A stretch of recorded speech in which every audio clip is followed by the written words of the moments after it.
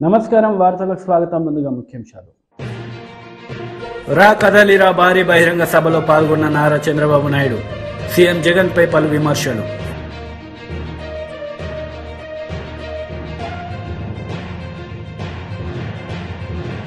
తొమ్మిదవ రోజు అసెంబ్లీ సమావేశంలో సీఎం రేవంత్ రెడ్డి పలు అంశాలపై వివరణ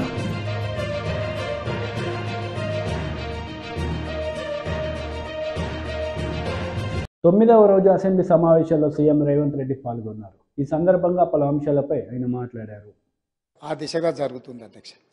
ఈ సందర్భంగా నేను తమ ద్వారా ప్రతిపక్ష పార్టీలకు సభలో ప్రాతినిధ్యం లేని మిగతా వర్గాలకు సామాజిక వర్గాలకు కూడా తమ ద్వారా నేను ఏం చెప్పదలుచుకున్నా అంటే బడుగు బలైన అల్పసంఖ్యాక వర్గాల అభ్యున్నతికి నిరంతరం పాటుపడ్డ చరిత్ర కాంగ్రెస్ పార్టీది.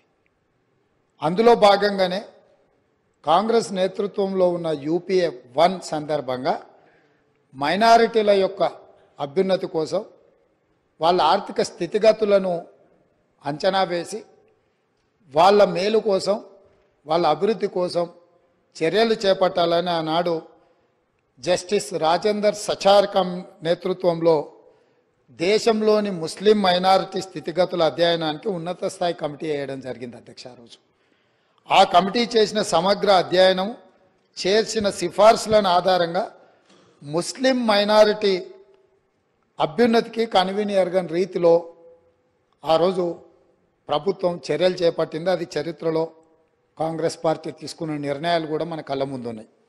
ఇలాంటి అనుభవాలన్నిటిని క్రోడీకరించి మన రాష్ట్రంలో ప్రధానంగా అన్ని వర్గాలకు సంబంధించిన సమాచారాన్ని సేకరిస్తూనే వెనుకబడిన తరగతుల వారి యొక్క అభ్యున్నతి కోసం వారికి అవసరమైన ఆర్థిక సహాయాన్ని అదేవిధంగా రాజకీయంగా కానీ విద్యాపరంగా కానీ ఉద్యోగపరంగా కానీ అన్ని రకాలుగా ఆ వర్గాలకు ప్రభుత్వం అండగా నిలబడాలన్న ఆలోచనతోని మా నాయకుడు పార్లమెంట్ సభ్యుడు రాజీవ్ గాంధీ గారు వారసుడుగా రాహుల్ గాంధీ గారు ఏదైతే మాట ఇచ్చిండ్రో ఆ మాటను నిలబెట్టడానికి ఈరోజు ఈ ప్రభుత్వం పూర్తి స్థాయిలో ప్రయత్నం చేస్తుంది.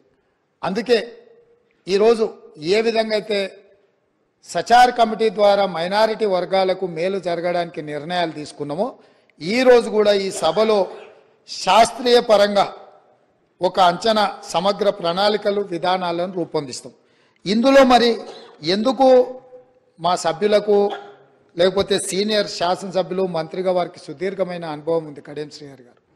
వారి అనుభవాన్ని ఉపయోగించి ప్రభుత్వానికి ఏమైనా సూచన చేసినా ఆ సూచనలు తీసుకొని భవిష్యత్ కార్యాచరణ నిర్ధారించుకోవడానికి ప్రభుత్వానికి ఎలాంటి భేషజాలు లేవు అధ్యక్ష.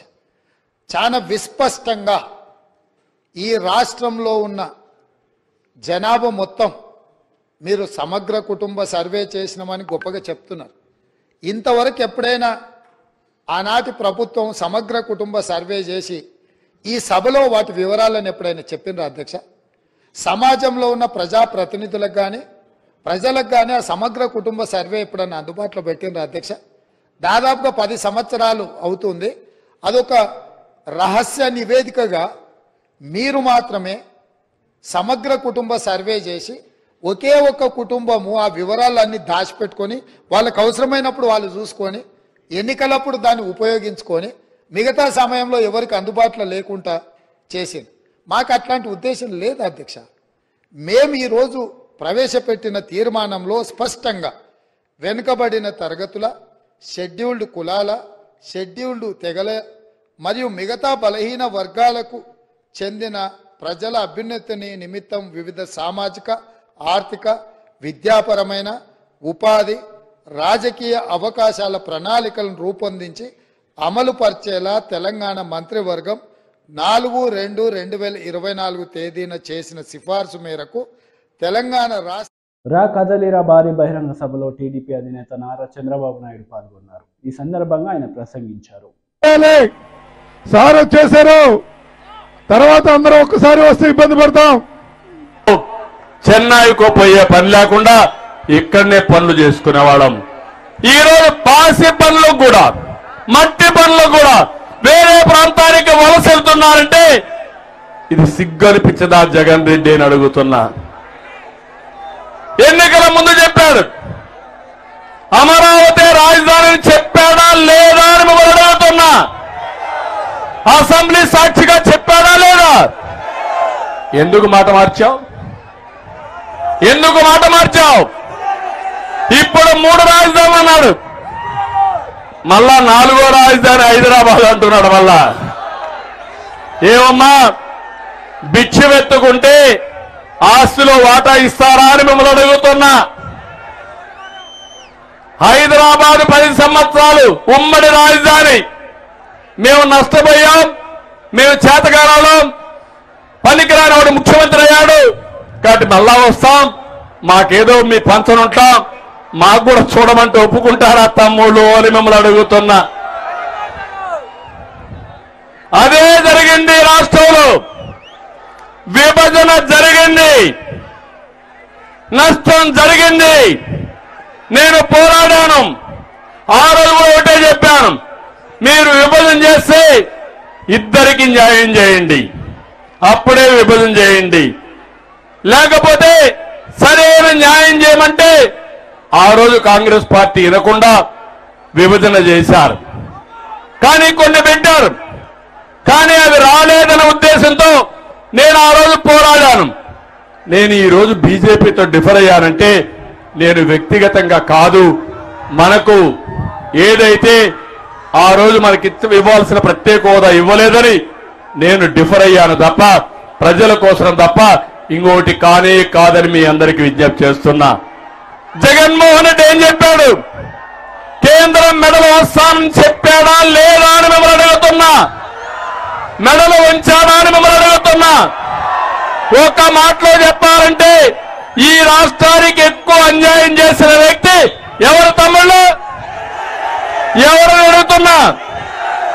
విభజన కంటే కేంద్రం సహాయం చేస్తామన్నా.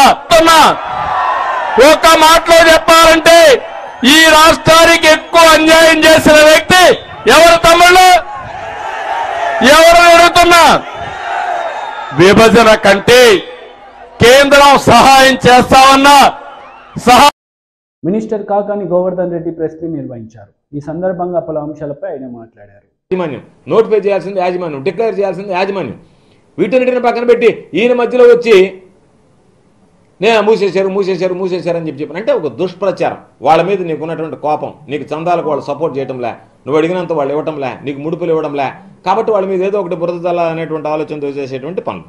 అందుకనే ఇవన్నీ సరైనటువంటివి కాదు. నేను నిన్ను ఓపెన్గా ఛాలెంజ్ విసిరేది ఏంటంటే, సైదాపురంకి సంబంధించి మీడియాని అందరిని పెట్టావు, మరలా ఈరోజు చెప్తున్నా అక్కడ అక్రమ క్వార్జ్ మైనింగ్ జరుగుతుంది, దాంట్లో మంత్రి కాకానికి సంబంధం ఉందని చెప్పావు.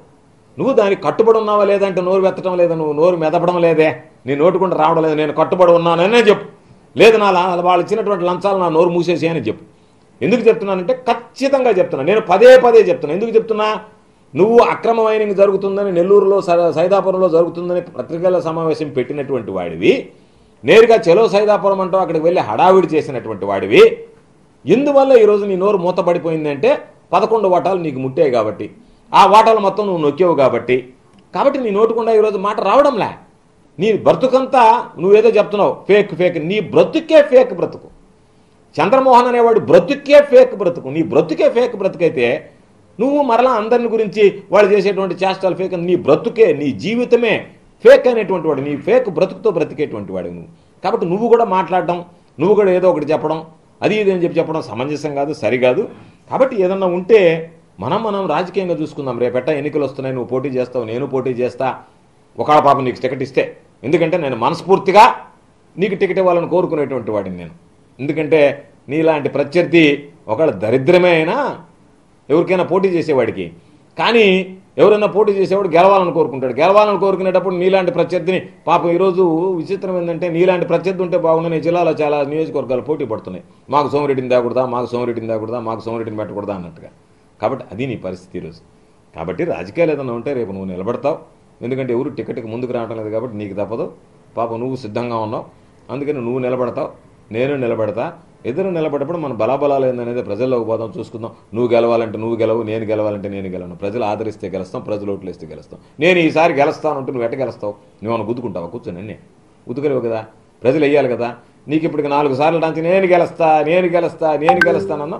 ఇప్పుడు మరలా పాపం వాస్తు కూడా బాగలేదు, ఇల్లు కూడా మారినటువంటి మధ్య ఎవరో చెప్పారు వాస్తు బాగలేదు, ఇల్లు మారితే గెలుస్తాడంటే ఇల్లు కూడా మారి అన్ని ప్రయత్నాలు చేయి. పోయినసారి వాస్తుకి ఏదో సరిదిద్దావు, మళ్ళీ ఇప్పుడు ఇల్లు మారావు. అన్నీ మారినా ఏం మారినా కూడా మన ఇద్దరు తలరాతలు మారాలి అంటే ప్రజలు ఇదిగో మీ తలరాత ఇదే అని రాస్తే దాని ప్రకారం ఉంటుంది తప్ప నువ్వు ఇల్లు మారినా వాస్తు దిద్దినా లేదు నేను గెలుస్తానని చెప్పి నువ్వు చెప్పినా నేను చెప్పినా అవన్నీ వాస్తవాలు కాదు. రేపు నువ్వు చెప్పేటువంటి ఎంత జనాల్లోకి వెళ్తాయనేటువంటిది రేపు చూద్దాం. నేను చేసినటువంటి అభివృద్ధి, నువ్వు పాల్పడినటువంటి అవినీతి, నువ్వు చెప్పినటువంటి అబద్ధాలు ప్రజలు ఏ విధంగా స్వీకరిస్తారనేటువంటిది కూడా రేపు ఎన్నికల్లో తెలుస్తుంది. కాబట్టి నేను చంద్రమోహన్ని చివరిగా కోరుకునేది దయచేసి ఇప్పటికైనా నీలో పరివర్తన రావాలని.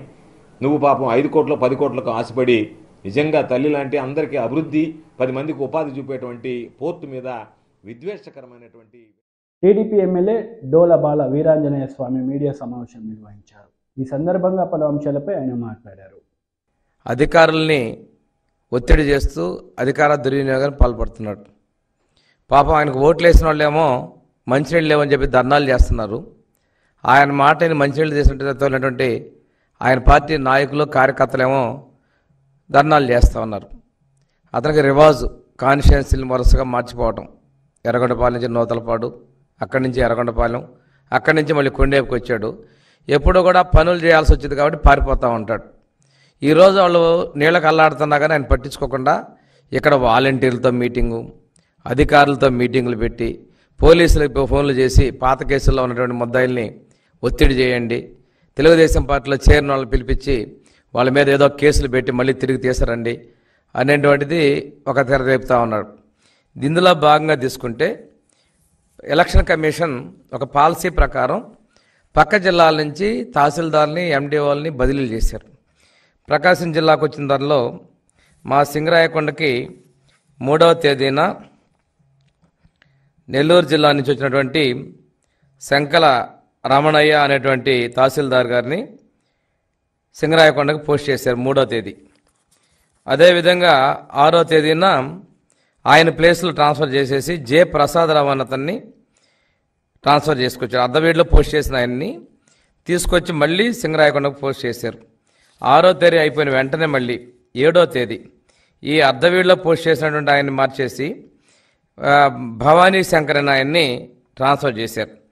ఇది 7/2/24 ఇచ్చినటువంటి కలెక్టర్ ప్రొసీడింగ్స్లో కూడా చాలా స్పష్టంగా మెన్షన్ చేయడం జరిగింది. ఇది ఎందుకు చేశారు అంటే కలెక్టర్ గారి దగ్గర నుంచి సమాధానం లేదు. ఇంతకన్నా ముందే ఎన్నికలకి ప్రాసెస్లో భాగంగా ఈ వీళ్ళు ప్రభుత్వం చేసుకున్న బదిలీల్లో అక్టోబర్ 22వ తారీఖున ఎవరైతే ఇక్కడ స్పెషల్ డిప్యూటీ కలెక్టర్గా vigilance and enforcement special deputy కలెక్టర్ని బదిలీ చేశారు. ఆయన కొండేపు నియోజకవర్గానికి ఈఆర్ఓగా ఉన్నారు. అది 22/10/23 ఇచ్చినటువంటి జీవో నంబర్ 2772 సీరియల్ నంబర్ 41లో వారు ఉన్నారు. సరే, ఆయన ప్లేస్లో సబ్స్టిట్యూట్ ఇవ్వనందున మొన్నటి వరకు ఆయన కొనసాగారు కొత్త ఓటర్ లిస్ట్ వచ్చేంతవరకు. ఆ తర్వాత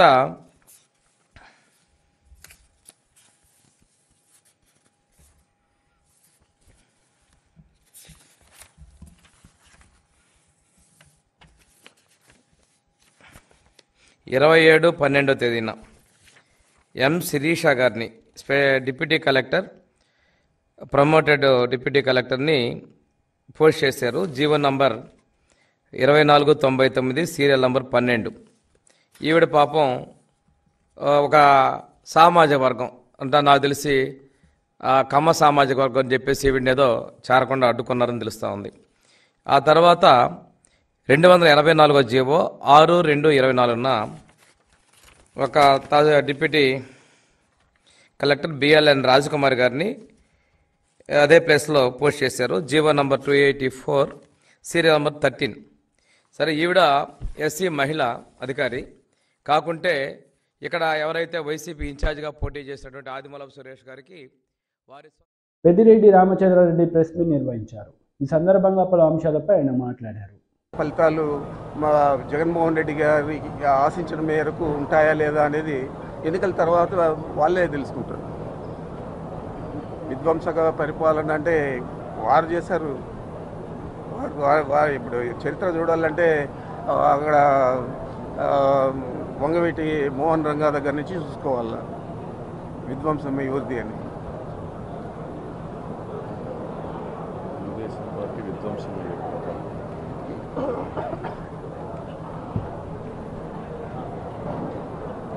ఏదైనా ఈరోజు రాజశేఖర రెడ్డి గారిని కానీ జగన్మోహన్ రెడ్డి గారిని కానీ చనిపోయిన రాజశేఖర రెడ్డి గారిని జగన్మోహన్ రెడ్డి గారిని కానీ మమ్మల్ని గురించి కానీ మాట్లాడేది తప్ప నేను ఈ రాష్ట్రానికి ఫలాంది చేశా నా 14 సంవత్సరాల పరిపాలనలో, లేదు మా పవన్ కళ్యాణ్ కూడా మా చంద్రబాబు నాయుడు గారు 14 సంవత్సరాల్లో జనరంజక పాలన ఇచ్చాడు అని చెప్పే ధైర్యం ఉందా?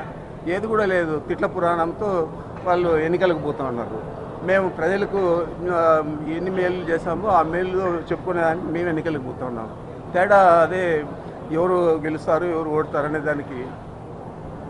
ఇటీవల సత్యకుమార్ బీజేపీ నాయకులు ప్రెస్ మీట్లో జగన్మోహన్ రెడ్డి ఇతర దేశాలకు వెళ్ళిపోతాడని చెప్పి కామెంట్ చేస్తున్నారు. అంత శక్తిహీనుడు కాదు, అంత అధైర్యవంతుడు కాదు మా నాయకుడు. ఈ రాష్ట్రం వదిలిపోయే పరిస్థితి ఉంటుందని మీరు భావిస్తూ ఉన్నారా?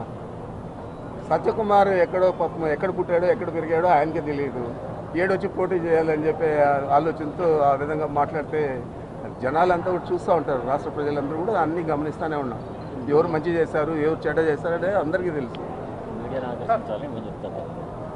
స్థానిక సంస్థల ఎన్నికల్లో పెద్దిరెడ్డి రంజన్ అరాచకాలు చూసాము. ఇప్పుడు అతను కంట్రోల్ చేయాలని చెప్పి ఎన్నికల కమిషన్కి ఫిర్యాదు చేయడానికి చేసుకొని ఏమన్నా ఉంటే కదా మేము సర్వం సిద్ధంగా ఉన్నాం. 4 వెనకాల నాకు 4 బెటాలియన్లు పెట్టమను, నాకేమి ఇబ్బంది. చంద్రబాబు నాయుడు ముఖ్యమంత్రి గారు ఉన్నప్పుడే అదే జిల్లాలోనే మేము ఎన్ని సీట్లు సాధించుకుని కూడా చెప్పాం. ఎప్పుడూ ఆయనకు మెజారిటీ రాలేదు. మరి 14 సంవత్సరాలు ముఖ్యమంత్రిగా మా జిల్లా నుంచే కదా ఎన్నికయ్యాడు. అప్పుడైనా ఎప్పుడైనా మెజారిటీ స్థానాలు తెచ్చుకున్నాడా? ఆయన ఏంది మాట్లాడేది, వీళ్ళు ఏంది నా మీద కంప్లైంట్ ఇచ్చేది? కుప్పంలోకి వెళ్ళి మళ్ళీ మాట్లాడుతున్నాం. Thank you. జరుగుతోంది. గతంలో 2 సభలు బాగా జరిగాయి సక్సెస్ఫుల్గా. వాటికంటే పెద్ద ఎత్తున రెట్టింపు దీంట్లో ఇక్కడ ఈ సభ జరుగుతోంది. మరి రాష్ట్ర ప్రజలందరూ కూడా ఈ సభ ఏ విధంగా ఉంటుందని చూసే పరిస్థితి ఉంది. కాబట్టి ఇది మేము ఎన్నికల సభగానే దీన్ని భావించి రాబోయే ఎన్నికలకు సన్నద్ధమయ్యేదానికి ఈ సిద్ధం అని పోరాటానికి సిద్ధం అని చెప్పి, ఎన్నికల పోరాటానికి సిద్ధం అని చెప్పి ఈ సిద్ధం పేరుతో ఈ సభ నిర్వహిస్తూ ఉన్నాం. మరి మీరందరూ కూడా చూస్తూ ఉన్నారు ఏ విధంగా ఏర్పాట్లు జరుగుతూ ఉన్నాయి. అన్ని రకాల కూడా మా శాసనసభ్యులందరూ కూడా వారి వారి శక్తివంచన లేకుండా అందరూ కూడా వారి వారి నియోజకవర్గాల నుంచి ప్రజలంటే ముఖ్యంగా మా కేడర్ను సన్నద్ధం చేయడం జరుగుతూ ఉంది. తప్పకుండా ఈ సభ మేము అనుకున్న దానికంటే కూడా ఎక్కువగా విజయవంతమవుతుందని భావిస్తాము. మేమైతే 1 గంట కానీ చెప్తూ ఉన్నాము. 1 గంట కల్లా వచ్చి సభలో అందరూ సన్నద్ధులుగా ఉంటే వారు ఒక హాఫ్ అన్ అవర్ అట్లా ఆలస్యంగా రావచ్చు. తప్పకుండా 1 గంటనే మీరు కూడా చెప్తే బాగుంటుంది. ఈ సభ ద్వారా ఏమన్నా నిర్ణయాలు ప్రకటించే అవకాశం ఉందా? ఏమన్నా మేనిఫెస్టో కానీ అంతా మీరే రాస్తూ ఉన్నారు, మీరే మీడియాలో చూపిస్తూ ఉన్నారు. మేము చెప్పేది ఏముంది? అదే ఇంకా అంటే ఓన్లీ 36 అవర్సే ఉండాలి కదా. ఆయన చెప్తాడు సీఎం గారు.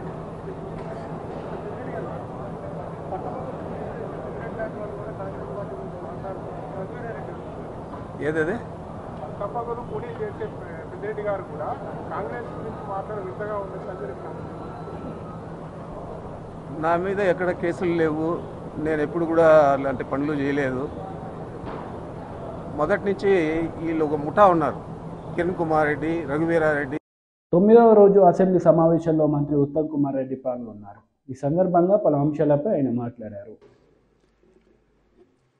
ఈ మేడిగడ్డ బ్యారేజ్ టెండరు 1800 కోట్లకు పిలువబడింది. వర్క్ అవార్డ్ అయింది 1800 crores. ఫైనల్గా ఎంత అమౌంట్ పోయింది స్పీకర్ గారు? 4500 కోట్లకి. అసలు ఎప్పుడు ఎక్కడ స్వతంత్ర భారతదేశంలో గత ప్రభుత్వం చేసిన అవినీతి కరప్షన్ ఇరిగేషన్ శాఖలో ఎక్కడ జరుగుండదు. ఒక్కొక్క టెండరు అంటే మేడిగడ్డ బ్యారేజ్ ఒక ఉదాహరణగా టెండర్ కాల్ ఫార్ చేసింది 1800 crores. ఎల్ఎన్టీకి వర్క్ అవార్డ్ అయింది 1800 crores. అగ్రిమెంట్ అయింది 1800 కోట్లకి. పెంచుతూ 1000 కోట్లు పెంచుతూ పోయి ఫైనల్గా అదే వరకు అదే ఏజెన్సీకి 4500 కోట్లకి ఈ ప్రభుత్వం పని చేయించిందంటే ఎంత అవినీతి జరిగిందో ఒక్కసారి ఆలోచన చేయండి. అంటే మరి కాస్ట్లు పెంచుకుంటూ ఆ విధంగా పోవడం సరే. సభ్యులు చెప్పడానికి నేను ఆన్ రికార్డ్ ఒక విషయం చెప్తున్నా స్పీకర్ సార్. ఇండిపెండెంట్ ఇండియాలో గత ప్రభుత్వంలో ఇరిగేషన్ సెక్టర్లో జరిగిన అవినీతి ఎక్కడ ఎప్పుడు జరగపోయినట్టు చెప్పుకుంటే మనం చేస్తున్నాం. స్పీకర్ సార్, ఈ విషయాలలో ఈ డ్యామ్స్ అండ్ బ్యారేజెస్ విషయంలో the national authority is the national dam safety authority. సరే, గత ప్రభుత్వంలో ఉన్న పెద్ద మనుషులు వాళ్ళే చీఫ్ డిజైనర్లు, చీఫ్ ఇంజనీర్లు, చీఫ్ కన్స్ట్రక్టర్లు అన్ని వాళ్లే ఉండొచ్చు. కానీ దేశంలో రాజ్యాంగం ప్రకారం మాత్రం national dam safety authority has been created by an act of parliament.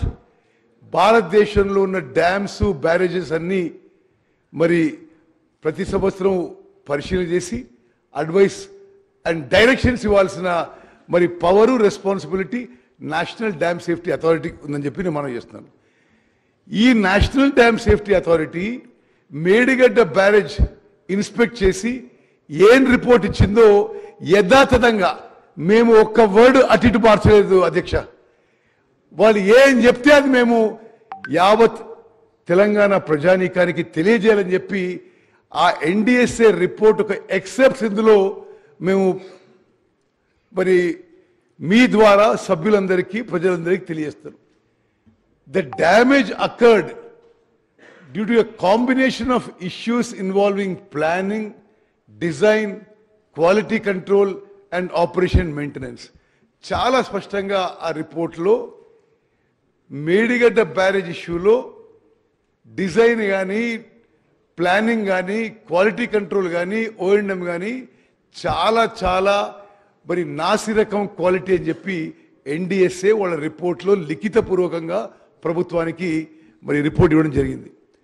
ఇంకో విషయం స్పీకర్ సార్, అక్టోబర్ 21 ఈ సంఘటన జరిగితే గత ప్రభుత్వం December 7 మా ప్రమాణ స్వీకారం వరకు వాళ్ళ ప్రభుత్వం ఉంది. ఏ ఒక్కరోజు కూడా మాజీ ముఖ్యమంత్రి కేసీఆర్ గారు ఆల్సో ఇరిగేషన్ మంత్రి ఉండే. అక్టోబర్ 21 నుంచి December 7 వరకు ఒక్క మాట కూడా మాట్లాడలేని చెప్పిన విషయం మరి సభ్యులందరికీ గుర్తు చేస్తున్నా. అదేవిధంగా ఇప్పుడు ఆ ఎన్డీఎస్ఏ ఏమేమి చేసిందో, ఏమేమి రాసిందో మీకు చెప్తున్నా. There appears to be construction deficiency due to lack of stringent quality control. Quality control లేనందున మరి కన్స్ట్రక్షన్లో డెఫిషియన్సీ జరిగిందని నేషనల్ డ్యామ్ సేఫ్టీ అథారిటీ, అదో కాన్స్టిట్యూషనల్ బాడీ, వాళ్ళు లిఖితపూర్వకంగా ప్రభుత్వానికి రిపోర్ట్ ఇచ్చిన విషయం కూడా నేను మనం చేస్తున్నాను. ఇంకో చోట రిపోర్ట్లో there are deficiencies in the project planning and design as well. The barrage has been designed as floating structure but constructed as rigid structure. మరి ఎంత లోపం జరిగిందో దీని ద్వారా సభ్యులందరికీ గమనించాలని చెప్పి నేను మనవి చేస్తాను. వార్తలు ముగించే ముందు ముఖ్యాంశాలు మరోసారి. రా కదలిరా భారీ బహిరంగ సభలో పాల్గొన్న నారా చంద్రబాబు నాయుడు. సీఎం జగన్ పై పలు విమర్శలు.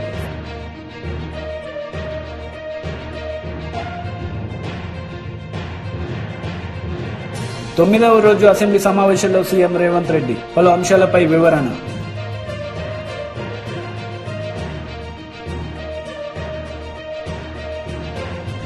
ఈ వార్తలు ఇంతటితో సమాప్తం. తిరిగి ప్రసారమయ్యే వార్తల్లో మళ్ళీ కలుద్దాం. అంతవరకు సెలవు. నమస్తే.